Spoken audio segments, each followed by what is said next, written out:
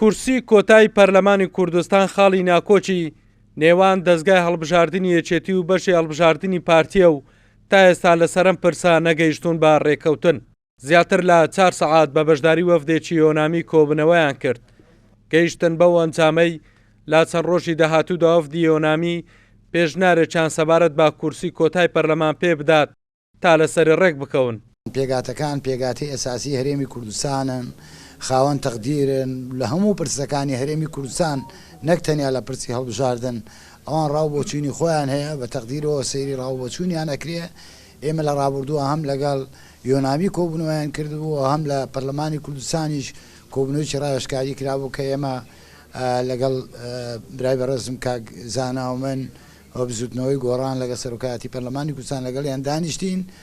جۆمان لە ڕاوبۆچوونەکانیان کرد. ئەمڕۆ ڕاوبۆچوونانەشمان گفتوگۆ کرد و چاوەڕێین لە داهاتوویەکی نزیکە یۆنامیش ڕاوبۆچوونی خۆی وەکو پێشنیاری خۆیانمان بدەنە هەردوو لامان، دابنیشن دراسی ئەمە بکەین و وردەکاریەکانیش لە کاتی خۆیان بتوانین هەمی ئاساکە هەموار بکەینەوە، کۆمیسیۆن کارا بکەینەوە بە پشتیوانی خۆ لە کاتی خۆی هەڵبژاردن ئەنجام بدەین.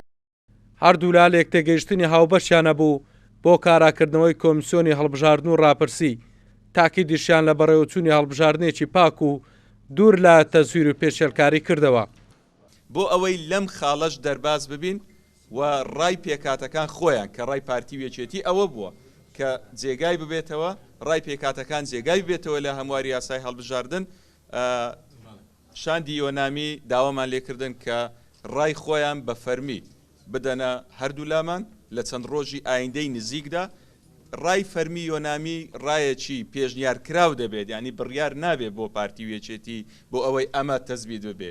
ڕایەکی پێشنیار کراو دەبێت کە دەیدەنە هەردوو لامان لەسەر ئەساسی ئەم کۆبنەوانەی لە ڕابردوو چ لە سەرۆکایەتی پەرلەمان چ خۆیان لەگەڵ پێکاتەکان کە کۆبنەوەیان کردووە. بە تەکید ئەم پێشنیاریان بە هەند وەردەگیرێ و لە چەند ڕۆژی ئایندەی نزیکدا دەتوانین بڵێن لەسەر ئەم خاڵەش دەگەینە ڕێکەوتن. چاوەڕوان دەکرێت دوای پێدانی پێشنیارەکەی یۆنامی لەسەر کورسی کۆتای پەرلەمان با هەردوو دەستگای هەڵبژاردننی یەکێتی و پارتی کۆبنەوەکان دەست پێ بکەنەوە و تا لەسەر ئەو خاڵە ناکۆکەش ڕێک بکەون.